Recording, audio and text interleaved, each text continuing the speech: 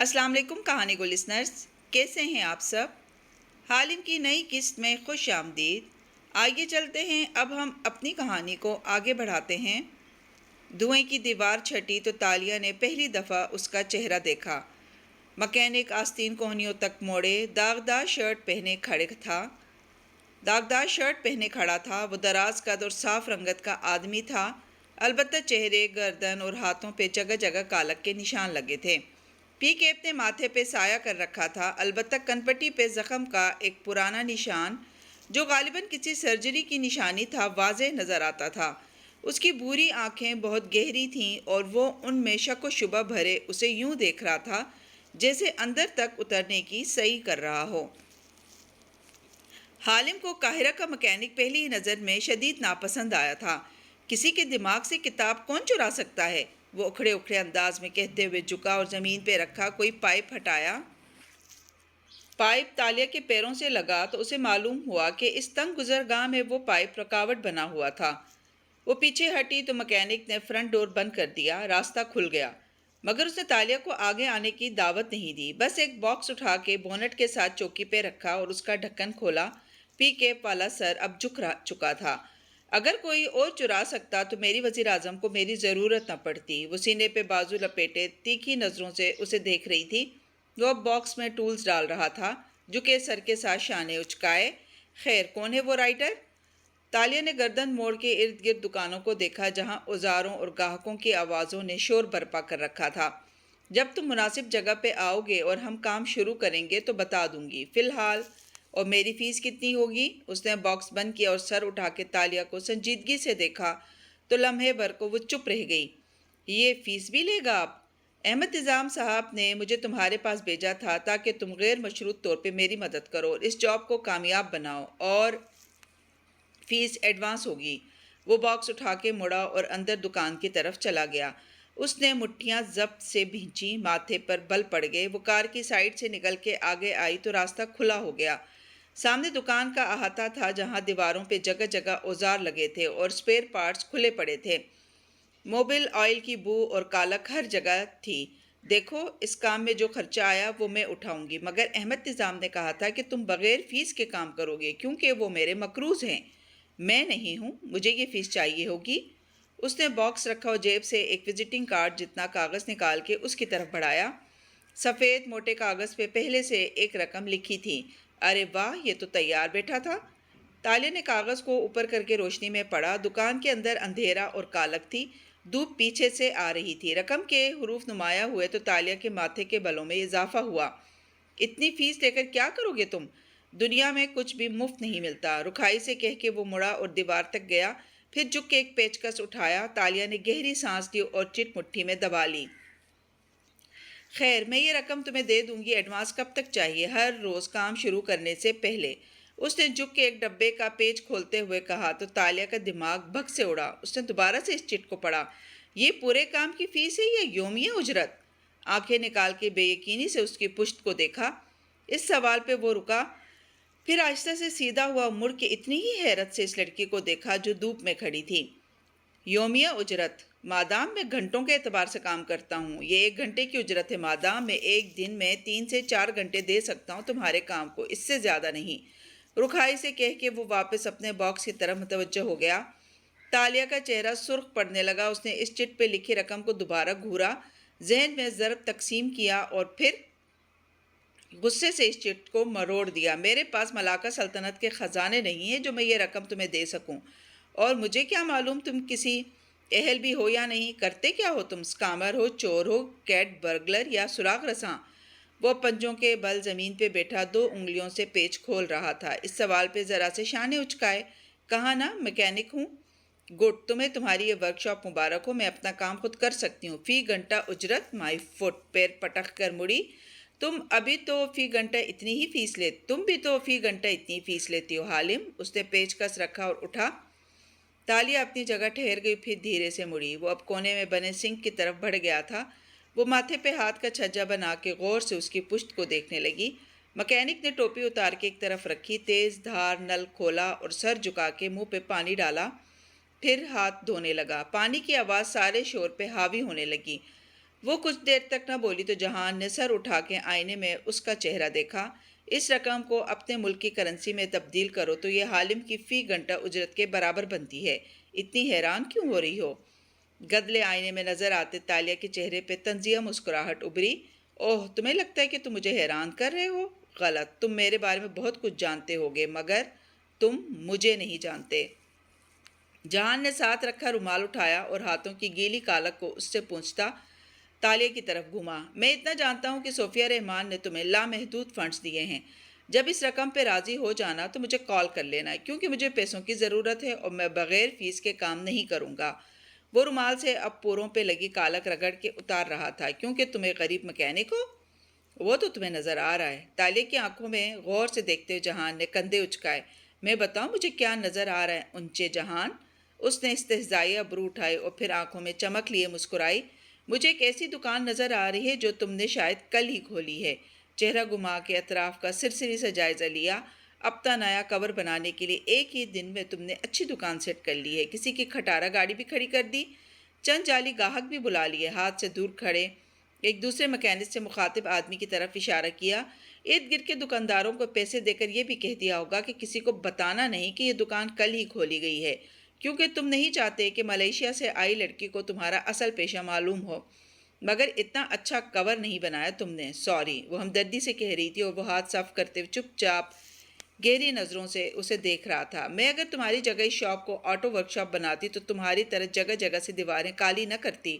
اصل work shop کی دیواروں کی کالک نیچے سے اوپر تک آتی ہے، نیچے سب سے زیادہ سیاہی، اوپر آتے آتے تک وہ ہلکی ہو جاتی ہے اور عموماً آدھی دیوار تک ختم ہو جاتی ہے۔ اور ہاں، اگر تم روز اسی ورک شاپ میں کام کرتے تو تم نے سنک کے ساتھ کیپ لٹکانے کے لیے کھونٹی بنائی ہوتی، کیونکہ تمہیں دن میں کئی دفعہ منہ دھونا پڑتا ہوگا۔ Still nice work. رہی بات فیس کی، تو میرے ساتھ احمد نظام نے فیس کی بات نہیں کی تھی، میں تمہارے بغیر بھی یہ کام کر لوں گی۔ چٹ کو مٹھی میں مروڑتے ہوئے پیر پٹک کے مڑ گئی۔ شور بائے۔ وہ آدمی شرمندہ ہوئے بغیر ہاتھ رومال سے رگڑتے ہوئے اسے دلچسپی سے دیکھ رہا تھا۔ وہ تیز تیز قدم اٹھاتی آگے چلتی جا رہی تھی۔ اسے کسی کی مدد کی ضرورت نہ تھی، وہ یہ کام خود کر لے گی۔ دکانوں کا شور دور ہوتا جا رہا تھا۔ وہ اندھیرے سے نکل کے دھوپ سے روشن سڑک پہ آگے بڑھ رہی تھی۔ تالیہ ہوٹل کے کمرے میں واپس آئی تو جھنجھلاہٹ سے برا حال تھا۔ اس نے دروازہ بند کیا، جوتے ایڑیوں سے رگڑ کے اتارے، پھر اسی برہمی سے پرس اور چابیاں پرے پھینکیں اور خود غصے سے صوفے پہ ڈھیر ہو گئی۔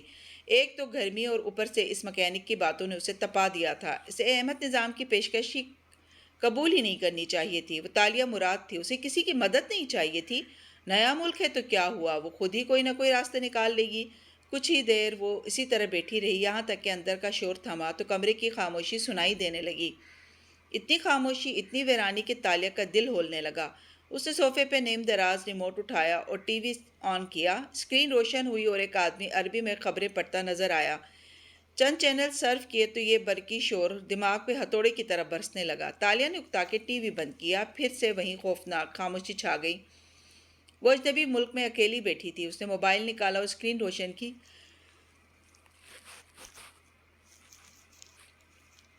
واٹس ایپ آف تھا مگر ای میل آن تھی۔ داتن، ایڈم اور فاتح کی الگ الگ ای میلز آئی ہوئی تھیں۔ اس نے پڑھے بغیر ان کو ڈیلیٹ کر دیا تاکہ وہ اس کو نظر نہ آئے، اور یہ کرتے ہوئے چہرے پہ پتھریلے تاثرات چھا گئے تھے۔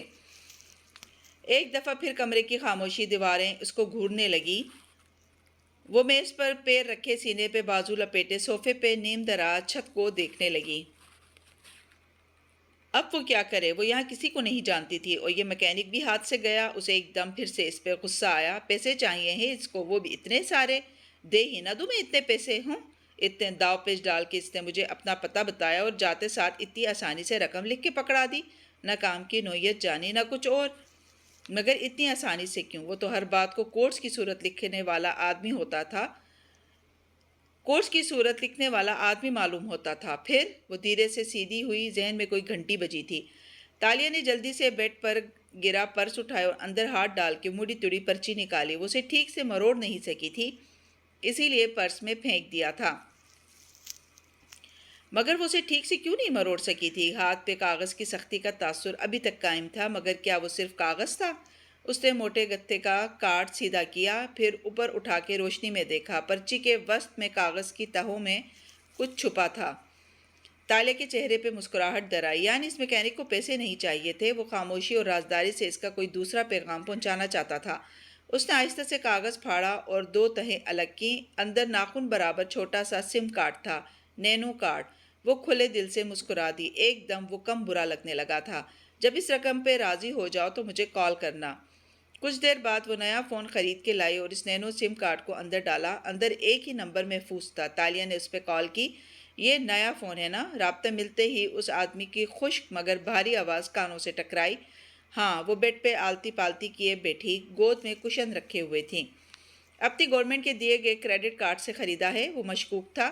تالیہ نے گہری سانس لی۔ اتنی عقل ہے مجھ میں انچے مسٹر، اگر تم نے مجھے دوسری سم دی ہے تو اس لیے کیونکہ پچھلی ٹریک کی جا رہی تھی، اس لیے نیا فون خرید کے نہیں چرا کے لائی ہوں، نہ ریکارڈ نہ کوئی مسئلہ۔ گڈ، اب اپنے حکومتی ہینڈلر سے رابطہ کرو، پرانے فون سے، اور اس کو ڈراؤ دھمکاؤ، جو بھی کرو، مگر اس کو کہو کہ تمہارے ہوٹل کی لابی میں اس وقت جو سفید سکرٹ والی عورت بیٹھی ہے اور جو ساری دوپہر تمہارا پیچھا کرتی رہی ہے، اس کو تمہارے تعاقب سے ہٹا دیں۔ میں نہیں چاہتا تمہاری وجہ سے کوئی میرا تعاقب کرے۔ اس کی سکرٹ زرد تھی، سفید نہیں۔ گڈ، میں صرف چیک کر رہا تھا کہ تم نے اسے نوٹس کیا یا نہیں۔ نوٹس کیا تھا، تبھی تو بازار میں اس کو ڈچ کر دیا تھا، وہ تمہاری دکان تک نہیں آئی تھی۔ جانتا ہوں، بہرحال اپنے ہینڈلر کو کال کرو اور اپنے پیچھے سے اس ٹیل کو ہٹواؤ، پھر ہم کام شروع کریں گے۔ شور، کوئی اور حکم؟ وہ طنز سے بولی، مگر وہاں سے رابطہ منقطع ہو چکا تھا۔ تالیہ کا موڈ ایک دم ہی اچھا ہو گیا۔ وہ تنہا نہیں تھی اور اب وہ اس کام کو جلد سے جلد مکمل کر کے یہاں سے جا سکے گی۔ دولت صاحب کیسے مزاج ہیں؟ تھوڑی دیر بعد وہ گود میں تکیہ رکھے خوش مزاجی سے فون پہ کہہ رہی تھی۔ اچھا ہوں، آپ بتائیں، کام ہو رہا ہے؟ کام تو تب ہوگا جب آپ کے لوگ اتنے اعلانیہ طریقے سے میرا تعاقب نہیں کریں گے۔ وہ مسکرا کے انگلی پہ سیاہ لٹ لپیٹتی ہوئی کہہ رہی تھی، دیکھیں، آپ کو میرا تعاقب کرنا ہے تو شوق سے کروائیں، نہ میں نے بھاگنا ہے نہ مجھے کسی کا ڈر ہے۔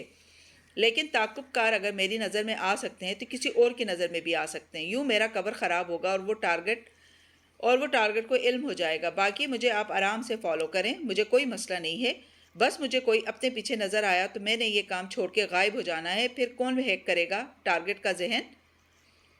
سوری، یہ بس معمول کے پروٹوکولز ہوتے ہیں، ڈونٹ وری، اب کوئی آپ کا تعاقب نہیں کرے گا۔ وہ شرمندگی سے معذرت کر رہا تھا۔ کہہ دیا ان کو کہ میرا تعاقب نہ کریں۔ تھوڑی دیر بعد وہ فون پہ کہہ رہی تھی، مگر ہم دونوں جانتے ہیں کہ وہ تمہارا تعاقب قبر تک نہیں چھوڑیں گے حالم۔ گورنمنٹ کے لیے کام کرنے سے پہلے تمہیں یاد رکھنا چاہیے تھا کہ نہ وہ تمہیں کبھی معافی دیں گے نہ تم سے کام لینا چھوڑیں گے۔ وہ رکا۔ سنو لڑکی، ابھی بھی چاں سے بھاگ جاؤ۔ تم میری فکر نہ کرو، یہ بتاؤ کہ تم میری مدد کیسے اور کب کرو گے؟ وہ رکھائی سے بولی۔ جواب میں اس نے گہری سانس لی۔ تمہارے تعاقب کار تمہارا پیچھا نہیں چھوڑیں گے، اسی لیے تمہیں آج اپنا ہوٹل بدلنا ہوگا۔ اب وہیں کرو جو میں کہہ رہا ہوں۔ وہ سنجیدگی سے ہدایات دے رہا تھا اور وہ قدر ناگواری سے سن رہی تھی۔ اسے ڈکٹیشن پسند نہیں تھی مگر مجبوری تھی۔ رات گہری ہو رہی تھی اور قاہرہ کے اس شاندار سے ہوٹل کی روشنیاں تیز ہو چکی تھیں۔ ہوٹل کی کئی منزلہ بلند عمارت سبزہ زار پہ کھڑی تھی اور اس کے سامنے کھجور کے درختوں کی باڑ بنی تھی جس کے آگے سوئمنگ پول تھا۔ نیلے پانیوں کے اس تالاب کے چاروں طرف لیٹنے کے لیے چیئر، آرام کرسی رکھے تھے۔ تالاب کی دوسری جانب گھاس پہ اوپن ایئر ریسٹوران تھا۔ قطاروں میں میزیں لگی تھیں اور ان کے گرد ہوٹل میں ٹھہرے مہمان بیٹھے رات کا کھانا کھانے میں مصروف تھے۔ باربیکیو کی خوشبو سارے میں پھیلی تھی اور رات کے باعث موسم بھی خوشگوار ہوا چلا تھا۔ ایسے میں کھلے آسمان تلے بچھی میزوں میں سے ایک پہ تالیہ بیٹھی تھی، تھوڑی تلے مٹھی جبائے وہ گردن موڑ کے تالاب کو دیکھ رہی تھی جس کا نیلا پانی عمارت کی روشنیوں میں چمک رہا تھا۔ تالیہ کی نظریں تالاب سے اٹھیں اور کھجور کے درختوں کی باڑ پہ جم گئیں جو تالاب اور ہوٹل کی عمارت کے درمیان حائل تھے۔ سامنے والی کرسی کے کھنچے جانے کی ہلکی سی آواز آئی تو اس نے چونک کے گردن موڑی اور سیدھی ہوئی۔ وہ بنا آہٹ کے جانے کب آیا تھا اور اب کرسی پہ کھینچ رہا تھا۔ پی کیپ سے ماتھے پہ سایہ کیے وہ بری آنکھوں والا وجیح صورت آدمی سامنے والی کرسی پہ بیٹھا اور ٹانگ پہ ٹانگ جما لی۔ اس نے موسم کی مناسبت سے ہلکی جیکٹ پہن رکھی تھی جس کے آستین پیچھے کو چڑھے تھے۔ آر یو شیور کوئی تمہارا پیچھا نہیں کر رہا؟ میں نے وہ ہوٹل چھوڑ دیا اور جس طرح نکلی تھی میرا نہیں خیال کوئی مجھے ڈھونڈ سکے گا۔ یہاں کمرہ لیتے وقت بھی دوسری شناخت استعمال کی ہے، ویسے بھی یہ میری پردھان منتری کا ذاتی کام ہے۔ وہ وائٹ کال کرمنل ہیں، 2-4 سے زیادہ لوگوں کو میرے تعاقب پہ نہیں لگا سکتی، نہ ہی حکومتی مشینری استعمال کر سکتی ہیں۔ لیکن اگر کوئی میرا پیچھا کر بھی رہا ہے تو مجھے پرواہ نہیں ہے۔ گلابی اسکرٹ، بلاؤز اور سفید ہیٹ والی لڑکی بے پرواہ لگتی تھی۔ اس کے چہرے پہ صرف سادگی تھی، ہاتھ، گردن اور کان کسی بھی زیور سے خالی تھے، وہ انگوٹھی بھی ندارت تھی۔ جہان نے چند لمحے اس کے چہرے کا مطالعہ کیا اور پھر گویا ہوا، اینی ویز کام کیا ہے، کون سی کتاب چرانی ہے اور کہاں سے؟ وہ غور سے اس کی آنکھوں میں جھانک رہا تھا۔ اس کی کن پٹی پہ موجود زخم کا نشان عمارت سے آتی پیلی روشنیوں میں واضح دکھائی دیتا تھا۔ تالیہ ذرا کھنکھاری۔ سب سے پہلے تو میری مدد کے لیے شکریہ۔ جہان نے کندھے اچکائے۔ تمہارا بھی شکریہ۔ وہ جو بات آگے بڑھانے لگی تھی رک کے اسے دیکھنے لگی۔ میرا شکریہ کیوں؟ میری یومیہ اجرت پہ راضی ہونے کے لیے۔ تالیہ مراد کے کندھے سیدھے ہوئے، آنکھیں پوری کھلیں۔ وہ رقم، وہ جو تم نے کاغذ پہ لکھی تھی، وہ اب بھی چاہیے تمہیں؟ دماغ بھگ سے اڑا۔ اگر تمہیں نہیں دینی تھی تو تم نے مجھے کال کیوں کی؟ کیونکہ تم نے مجھے اس چٹ میں نئی سم ڈال کے دی تھی۔ ہاں، اور میں نے کہا تھا کہ اگر اس رقم پہ راضی ہو جاؤ تو مجھے کال کر لینا، جو کہ تم نے کر لی، اس لیے میں وقت نکال کے آیا ہوں تمہارے پاس۔ ساتھ ہی مصروف انداز میں کلائی کی گھڑی دیکھی اور پھر نظریں اٹھا کے اسے دیکھا۔ اگر تمہیں منظور نہیں ہے تو میں چلا جاتا ہوں۔ وہ دانت پہ دانت جمائے چند لمحے اس کو دیکھتی رہی۔ وہ بہت بڑی رقم ہے، کام چھوٹا ہے کیا؟ وہ مسلسل بند لبوں سے منہ ہلاتے ہوئے چنگم بھی چبا رہا تھا۔ تالیہ نے گہری سانس لی اور اندر ابلتے غصے کو بمشکل واپس دبایا۔ میں تمہیں اس سے ذرا کم رقم دے سکتی ہوں۔ Not a پینی more, not a پینی لیس۔ اس نے رکھائی سے بات کاٹی تو تالیہ نے دوبارہ گہری سانس لی۔ ٹھیک ہے، مگر پہلے مجھے اپنے بارے میں بتاؤ، تم کون ہو؟ اب کہ وہ مشکوک نظروں سے اس کی آنکھوں میں دیکھ رہی تھی۔ چور ہو یا اسکامر ہو یا کوئی کرائے کے قاتل یا گینگسٹر؟ کتنی دفعہ بتائے کہ میکینک ہوں، لکھ کے دوں کیا؟ چڑچڑا سا جواب آیا۔ اچھا۔ تالیہ نے مشروب کا گلاس اٹھا کے گھونٹ بھرا اور پھر اسے واپس رکھا۔ رات کی برقی روشنیوں میں وہ دونوں ٹھنڈی ہوا میں تالاب کے کنارے میز پہ آمنے سامنے بیٹھے تھے۔ مان لیا، مگر مجھے یہ بھی دیکھنا ہے کہ تم میرے کام آ سکتے ہو یا نہیں، اس لیے یہ بتاؤ کہ تم کیا کرنا جانتے ہو۔ آئی فکس تھنگس، وہ اس سے نظریں ہٹائے بغیر بولا۔ صرف چیزیں، مسئلے، لوگ۔ کندھے اچکائے۔ اور اس سے پہلے تم کتنے قابل ذکر کام کر چکے ہو؟ سوری، مگر کیا یہ جاب انٹرویو ہے؟ ناگواری سے ماتھے پہ بل پڑے۔ یومیہ اجرت تو جاب کی ہی ہوتی ہے، جتا کے بولی۔ گرل، اگر تمہیں میری مدد چاہیے تو میری قابلیت پہ بھروسہ رکھو۔ گرل؟ تالیہ نے دونوں ابرو اٹھا کے اس کے انداز تخاطب پہ تعجب ظاہر کیا۔ جواب میں اس نے شانے اچکائے۔ تمہارے اپنے ملک میں بہت سے نام ہیں، مجھے کیا معلوم کہ کون سا اصلی ہے؟ خیر، کام بتاؤ۔ اس نے سنجیدگی سے یاد دلایا تو تالیہ نے گہری سانس لی اور ہلکی سی مسکرائی۔ اس کی آنکھیں چمکی۔ اس لمحے ان کی چمک تالاب کے نیلے پانی سے زیادہ تھی۔ ہمیں ایک رائٹر کے ذہن سے ایک کتاب کو چرانا ہے، ایسے کہ وہ اسے بھول جائے اور کبھی لکھ نہ سکے، اور یہ کتاب لکھے جانے سے پہلے ہی مر جائے۔ انٹرسٹنگ۔ اور یہ کس طرح کی کتاب ہے؟ جہان کی آنکھوں میں دلچسپی اور تجسس ابھرا۔ سیاست میں دو طرح کی کتابیں ہی تہلکہ مچاتی ہیں، ایک وہ جیسی ایڈم بن محمد لکھتا ہے، حکمرانوں کی کرپشن کو بے نقاب کرنے والی، اور دوسری وہ جو سیاست دان کی ایکس وائف لکھتی ہیں، اسکینڈلز اور سنسنی سے بھرپور، جو نیلوفر بخت۔ تم نیلوفر بخت کے پیچھے آئی ہو یہاں؟ وہ بات کاٹ کے کراہا، جیسے یہ خیال پہلے نہ آنے پہ غصہ آیا ہو۔ ظاہر ہے تمہاری وزیر اعظم نے تمہیں اسی کے لیے یہاں بھیجا ہوگا۔ میں سمجھا تھا کوئی سرکاری کام ہوگا۔ اس نے اس بات میں سر ہلایا جیسے ساری بات سمجھ میں آ گئی ہو۔ مگر کیا یہ سچ ہے کہ نیلوفر بخت واقعی کتاب لکھ رہی ہے؟ ہاں، صوفیہ رحمان کی ستیلی ماں نیلوفر بخت کتاب لکھ رہی ہے داتوسری عبد الرحمان کے خلاف، اور وہ اسے الیکشن کمپین شروع ہونے سے پہلے مارکیٹ میں لائے گی تاکہ اس کتاب کے ذریعے صوفیہ رحمان کے خاندان سے لوگوں کو بدظن کیا جائے۔ تم بار بار میری بات کیوں کاٹ رہے ہو؟ تم بار بار دائیں طرف کیوں دیکھ رہی ہو؟ وہ دو بدو بولا تو تالیہ نے ناگواری سے سر جھٹکا اور بات جاری رکھی۔ اب کی دفعہ لہجہ دوستانہ نہیں تھا۔ تم جانتے ہی ہوگے کہ نیلوفر وقت عمر میں صوفیہ جتنی ہوئی ہوگی۔ اس کی 8-9 برس پہلے عبد الرحمان صاحب سے طلاق کے بعد 3 سالہ شادی شدہ زندگی ختم ہوئی تھی۔ نیلوفر پہلے اٹلی چلی گئی اور پھر مصر آ گئی۔ اس کا منہ بند رکھنے کے لیے داتوسری عبد الرحمان اس کو سالانہ بھاری رقم دیتے تھے، مگر ان کے انتقال کے بعد جب صوفیہ کو معلوم ہوا کہ اس کا باپ اس عورت کے ہاتھوں بلیک میل ہوتا تھا تو اس نے وہ پیسے بند کروا دیے۔ نیلوفر ان پیسوں کے علاوہ بھی متعدد حکومتی فیورز لیتی رہی تھی کیونکہ اس کے پاس ایک ترک کا پتہ تھا۔ صوفیہ کے باپ کے ساتھ گزرے 3 سال۔ I get it. وہ ان تفصیلات سے بور ہونے لگا تھا، مگر تالیہ نے بات جاری رکھی۔ بالکل، اس کے پاس ان 3 سالوں کی یادیں تھیں اور وہ ایک کتاب لکھ کے عبد الرحمن پہ کیچڑ اچھال سکتی تھی۔ لوگ یقین کریں یا نہ کریں، ایسی کتابیں عزتیں اچھالتی ہیں اور اسکینڈل بنتے ہیں۔ عبد الرحمن یہ نہیں چاہتے تھے، اس لیے اس سے ڈرتے رہے، مگر ان کی موت کے بعد نیلوفر کو پیسے دینے کا سلسلہ رک گیا۔ صوفیہ اور نیلوفر کے درمیان اتنی نفرتیں حائل تھیں کہ وہ اس عورت کو ایک پائی دینے سے بھی انکاری رہی۔ نیلوفر نے پہلے بہت شور مچایا، پھر خاموشی اختیار کر لی۔ 2 سال پہلے اس نے کتاب لکھنی شروع کی اور اب 3-4 ماہ قبل اس نے اپنے دوستوں کے سرکل میں اس بات کو ظاہر کیا کہ اگلے ماہ جب الیکشن کمپین شروع ہوگی وہ اپنی کتاب کو منظر عام پہ لا کے صوفیہ کو تباہ کر دے گی۔ تو صوفیہ کیا چاہتی ہے؟ یہی کہ میں اس کتاب کو اس کے ذہن سے یوں چراؤں کہ اسے کبھی لکھ نہ سکے اور اس کا منہ ہمیشہ کے لیے بند ہو جائے۔ تو صوفیہ سے گولی مروا دے، سمپل۔ جواب میں تالیہ نے تعدیبی نظروں سے اسے گھورا۔ صوفیہ رحمان سیاست دان ہے، قاتل نہیں، اسے اپنے ہاتھ صاف رکھنے ہیں۔ کیوں؟ اس نے اپنے مخالف سیاست دان کی بیٹی کو بھی تو مروایا تھا نا؟ وہ شانے اچکا کے بولا تو تالیہ اسے دیکھ کے رہ گئی۔ وہ صرف ایک الزام ہے، مگر دیکھو اس کی سزا وہ ابھی تک بھگت رہی ہے۔ ایک اور قتل اپنے سر کیوں لے؟ انٹرسٹنگ، لیکن تم تو اس کے مخالف کیمپ سے ہو، تم اس کی مدد کیوں کر رہی ہو؟ تالیہ کے چہرے پہ ایک دم برہمی ابھری۔ میں کسی کے کیمپ میں نہیں ہوں، وہ تو تیزی سے بولی، میں صرف اپنی مدد کر رہی ہوں۔ ٹانگ پہ ٹانگ جمائے بیٹھے جہان نے غور سے اس کی آنکھوں میں جھانکا۔ شاید تم اپنے لیڈر سے ناراض ہو، میرا مشورہ مانو تو اس کتاب کو آنے دو، تمہارا لیڈر آسانی سے جیت جائے گا۔ اور تم خود تھوڑی کھجاتے ہوئے سوچا، تم بھاگ جاؤ اور اپنی جان بچاؤ۔ رہی نیلوفر تو وہ کسی صورت کتاب نہیں روکے گی۔ کیا میں نے تم سے مشورہ مانگا ہے؟ جہان نے شانے اچکائے۔ مفت تھا۔ تو تم بتاؤ، تم میری مدد کرو گے یا میں خواہ مخواہ تمہیں برداشت کر رہی ہوں؟ وہ سنجیدگی سے بولی۔ اس نے گہری سانس لی اور تالاب کو دیکھتے ہوئے کہنے لگا، ویل، مجھے اور تمہیں کچھ بھی کرنے کی ضرورت نہیں ہے۔ صوفیہ رحمان کو چاہیے کہ نیلوفر کو پیسے دے دے۔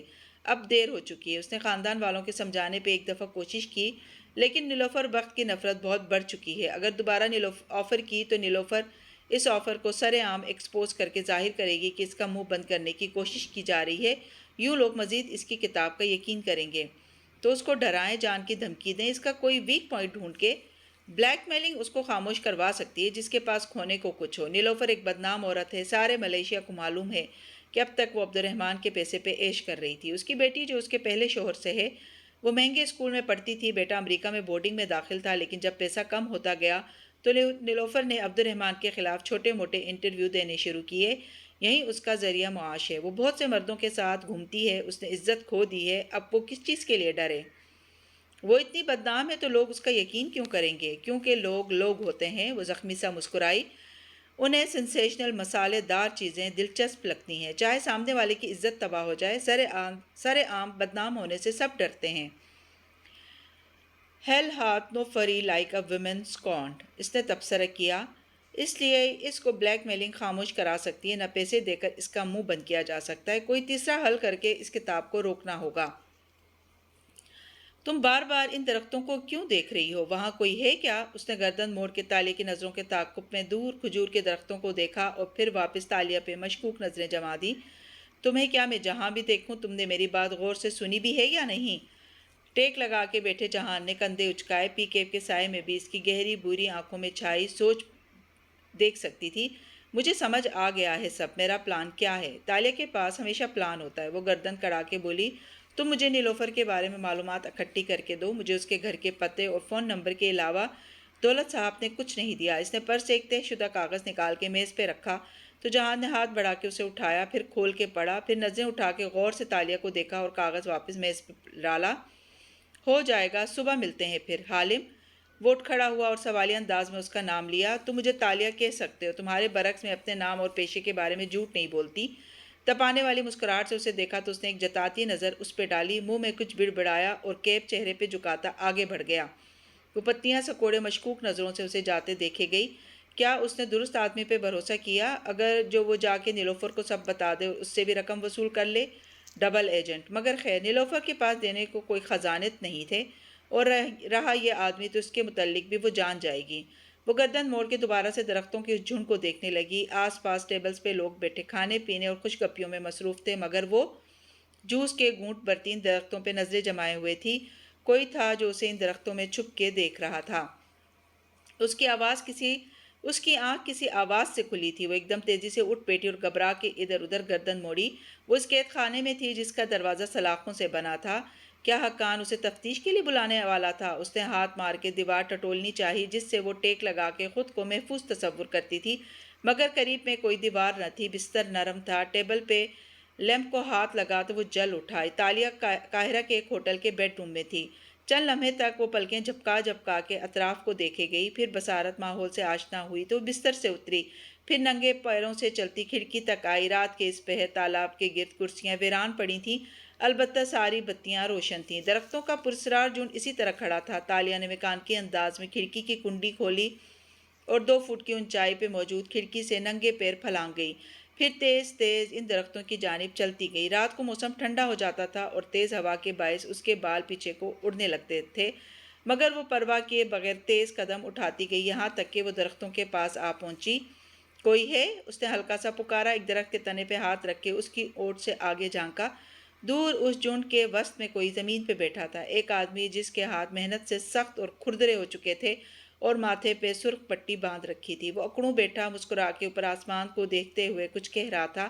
ساتھ زمین پہ ایک بچی بیٹھی تھی، اس کا لباس خاکی رنگ کا میلا گدلا سا تھا اور لمبے بال سیاہ تھے۔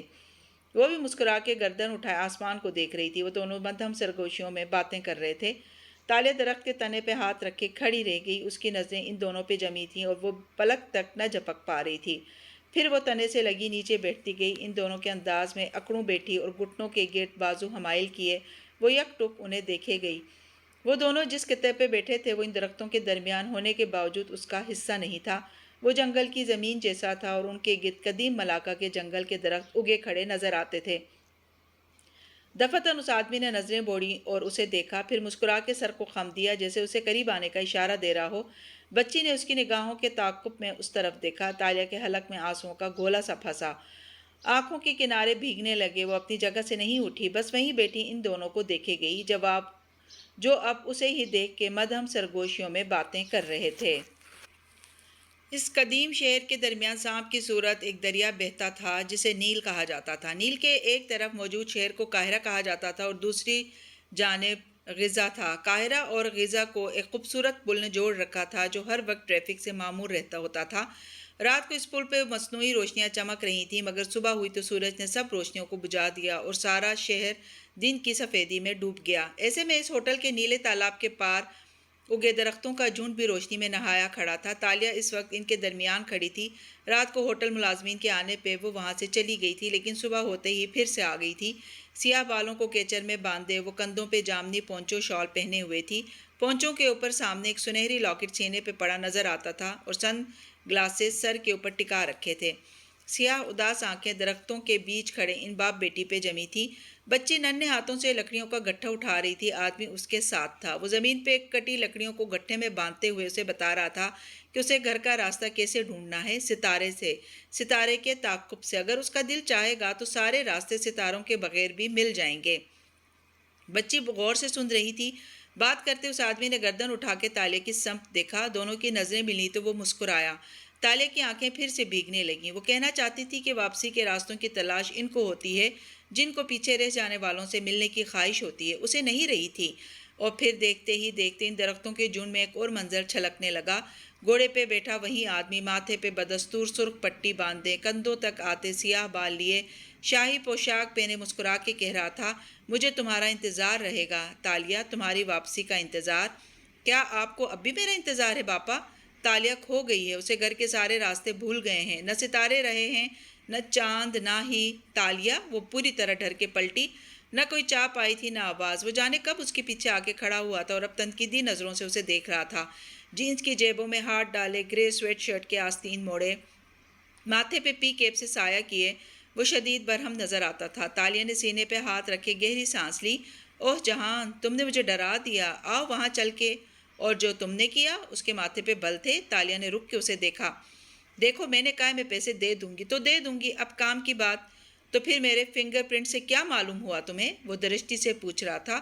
وہ رک کے اسے دیکھنے لگی۔ Excuse me? جہان کے عقب میں نیلا تالاب دھوپ میں چمکتا دکھائی دے رہا تھا۔ روشنی اس کے اطراف سے نکل کے طالیہ کے چہرے پر پڑ رہی تھی اور وہ پہلوؤں پہ ہاتھ رکھے شدید برہم نظر آتا تھا۔ تمہیں لگتا ہے مجھے نہیں معلوم کہ رات تم نے مجھے نیلوفر کا پتہ ایک کاغذ پہ لکھ کے کیوں دیا تھا؟ وہ دبے دبے غصے سے کہہ رہا تھا، تاکہ میرے جاتے ہی تم اس کاغذ کو فنگر پرنٹ ٹیسٹ کے لیے اپنے ایک مسٹری کانٹیکٹ کو بھیج دو۔ تمہاری اطلاع کے لیے مجھے صبح سے پہلے ہی کال آ گئی تھی کہ کسی نے میرے فنگر پرنٹ سے میرا بیک گراؤنڈ ڈیٹا نکلوانے کی کوشش کی ہے۔ اوہ اچھا، تالیہ نے سینے پہ بازو لپیٹے اور اسی کے انداز میں چمک کے بولی، اور تم نے جو سم مجھے دی تم اس سے بالکل بھی میری لوکیشن ٹریس نہیں کر رہے ہو نا؟ اور ہاں، تمہاری سم میں جو بگ لگا تھا اس سے تمہیں بالکل بھی واقف نہیں ہوئی۔ مگر وہ قطعاً شرمندہ نہ ہوا، اس کی بات انسنی کر گیا۔ اگر تمہارے پاس پہلے مصری دوست تھے تو مجھے ہائر کرنے کا مقصد؟ وہ سیاسی دوست ہیں، سفارت خانے میں کام کرتے ہیں، مجھے تمہاری طرح کرمنلز نہیں ہیں۔ دیکھو، گہری سانس لے مسالتی انداز میں دونوں ہاتھ اٹھا کے بولی، میں تمہیں نہیں جانتی۔ اس طرح تمہارے ساتھ کام کر رہی تو تمہارا بیک گراؤنڈ چیک کروانا ضروری تھا۔ اوہ، اور میرے فنگر پرنٹس نے کیا بتایا میرے بارے میں؟ وہی جو تم نے کہا تھا، اس نے بغیر شرمندہ ہوئے بے پرواہی سے شانے اچکائے۔ تم قاہرہ کے ایک میکینک ہو، جہان سکندر تمہارا نام ہے، اور پچھلے چند ماہ سے یہاں مقیم ہو۔ وہ چند لمحے آنکھیں سکوڑ کے اسے دیکھتا رہا، پھر جیب سے ہاتھ نکالے اور دایاں ہاتھ اوپر کیا۔ تالیہ چونک کے اس کے ہاتھوں کو دیکھنے لگی۔ جہان نے اپنی ایک انگلی کے پور سے جھلی سی اتاری۔ میں فیک فنگر پرنٹس لگاتا ہوں مادام، میں نے اپنے اصلی فنگر پرنٹس کئی سال پہلے جلا دیے تھے۔ اس نے اپنا بے داغ پورا دکھایا اور پھر جھلی واپس لگا دی۔ وہ اسی طرح چپک گئی۔ بٹ نائس ٹرائی، طنز سے مسکرایا۔ تم مجھے پورے قاہرہ میں سٹاک کر سکتے ہو، میں تمہارا بیک گراؤنڈ چیک نہیں کرا سکتی؟ Double standards. وہ دونوں درختوں کے جھنڈ میں آمنے سامنے کھڑے بحث کر رہے تھے۔ سنو لڑکی، وہ سنجیدگی سے ماتھے پہ بل ڈالے بولا، اگر تمہیں میرے ساتھ کام کرنا ہے تو مجھ پہ بھروسہ کرو۔ میں یوں ہر غیر ملکی کون وومن کے ساتھ کام نہیں کرتا۔ اگر کر رہا ہوں تو مجھ پہ بھروسہ کرو۔ اور ان درختوں کو دیکھا، اور ان درختوں کے نوسٹیلجیا سے نکل کے کام پہ فوکس کرو۔ کون ویمن؟ اس کو وہ لفظ چابک کی طرح لگا، گال سرخ ہوئے۔ اوہ سوری، تم کون ویمن نہیں ہو، تم تو کیا کہا تھا احمد نظام نے؟ کنپٹی پہ ہاتھ رکھ کے یاد کیا۔ ہاں، تم تو تاشا پسونا ہو، پسونا ساحرہ۔ But you know what? وہ اس کی آنکھوں میں دیکھتے ہوئے چند قدم آگے آیا، یہاں تک کہ اس کے عقب میں نظر آتا تالاب چھپ گیا۔ میرے نزدیک تم ایک بے وقوف لڑکی ہو جس نے یوں میرا بیک گراؤنڈ چیک کروا کے میرا اعتبار توڑ کے میرے ساتھ کام کرنے کا موقع کھو دیا ہے۔ وہ چبا چبا کے کہہ رہا تھا، تم زیادہ سے زیادہ ہیری پوٹر کی ایک جادوگرنی ہو، ناشکری جادوگرنی، جو دریا میسر ہونے کے باوجود اس پہ تالاب بنانے کی کوشش کرتی ہے۔ But you know what? تم کوئی ساحرہ نہیں ہو، نہ میں تمہارا ملازم ہوں۔ یہ میرا ہوم ٹرپ ہے، یہاں میرے ساتھ گیمز نہ کھیلو، کیونکہ اگر تمہیں مجھ پہ اعتبار نہیں ہے تو میں تمہارے لیے کچھ نہیں کر سکتا۔ ایک ایک لفظ اندر تک سلگا دینے والا تھا۔ تالیہ کا چہرہ سرخ ہوا، اس نے کچھ کہنے کے لیے لب کھولے مگر صدمہ اتنا شدید تھا کہ وہ کچھ بول ہی نہ سکی۔ وہ اسے گرتے ہوئے پلٹ گیا اور وہ وہیں کھڑی رہ گئی۔ پھر گردن موڑی تو درختوں کے جھنڈ میں وہ دونوں دکھائی دیے۔ لکڑیوں کا گٹھا اٹھائے کھڑا سرخ پٹی والا آدمی اسے دیکھ رہا تھا، اور ساتھ اس کی ٹانگ برابر آتی بچی جس نے ننھے بازوؤں میں خشک لکڑیاں اٹھا رکھی تھیں۔ اس کی آنکھیں بھی تالیہ پہ جمی تھیں۔ وہ چند لمحے ان دونوں کو دیکھتی رہی، یہاں تک کہ نگاہوں کے سامنے گیلی دھند چھاتی گئی، گال ابھی تک سرخ دہک رہے تھے۔ تمہیں گھر کا راستہ بھول گیا تالیہ؟ وہ نرمی سے پوچھ رہا تھا۔ ان دونوں کی اس پہ جمی آنکھیں منتظر تھیں، وہ اس کا انتظار کر رہے تھے، اس کی واپسی کا، گھر لوٹ کے آنے کا۔ تالیہ نے مٹھی سے آنکھیں صاف کی تو درختوں کا جھنڈ خالی نظر آیا، وہ دونوں غائب ہو چکے تھے۔ اس نے گردن موڑی تو تالاب بھی سنسان پڑا تھا، جہان جا چکا تھا۔ بد لحاظ آدمی، مجھے اس کی ضرورت نہیں ہے۔ اس نے ناک سے گیلی سانس اندر کھینچی اور آنکھیں دوبارہ رگڑیں۔ تالیہ کو کسی کی ضرورت نہیں ہے، اور اس کی ہمت کیسے ہوئی کہ وہ مجھے ہیری پوٹر کی وچ کہے ہوں؟ تھوڑی دیر بعد وہ اپنے کمرے میں کھڑی تھی۔ ہاؤس کیپنگ سے آئی ملازمہ اس کے برتن اٹھا رہی تھی تو اس نے پکارا، سنو، یہ کھڑکی کا پردہ بند کر دو۔ آر یو شیور میم؟ ملازمہ نے حیرت سے اسے دیکھا۔ باہر سے آتی روشنی تو تازگی کا احساس دیتی ہے، مگر مجھے اس کھڑکی سے یہ درخت نظر آتے ہیں جو میرے ویو کو بلاک کر رہے ہیں۔ مجھے یکسوئی سے کام کرنا ہے اور ان درختوں کو نہیں دیکھنا۔ وہ سرد مہری سے کہہ رہی تھی، ملازمہ نے سر ہلا دیا اور پردہ کھینچ دیا۔ سارا کمرہ ایک دم اندھیرے میں ڈوب گیا۔ تالیہ نے مصنوعی بتیاں جلا دیں اور لیپ ٹاپ اٹھا لیا۔ اسے ماضی کی یادوں سے نکل کے کام پہ توجہ مرکوز کرنی تھی۔ وہ اکھڑ اور بد لحاظ آدمی تو چلا گیا، اب جو کرنا تھا اکیلے کرنا تھا۔ ایسے میں وہ ان درختوں کی کشش کی متحمل نہیں ہو سکتی تھی۔ جی تو کہانی کو لسنرز، آج کے ایپیسوڈ آپ کو کیسی لگی کمنٹس میں اظہار ضرور کیجیے گا، اور چینل پر نئے ہیں تو چینل کو سبسکرائب کرنا نہ بھولیں۔ شکریہ۔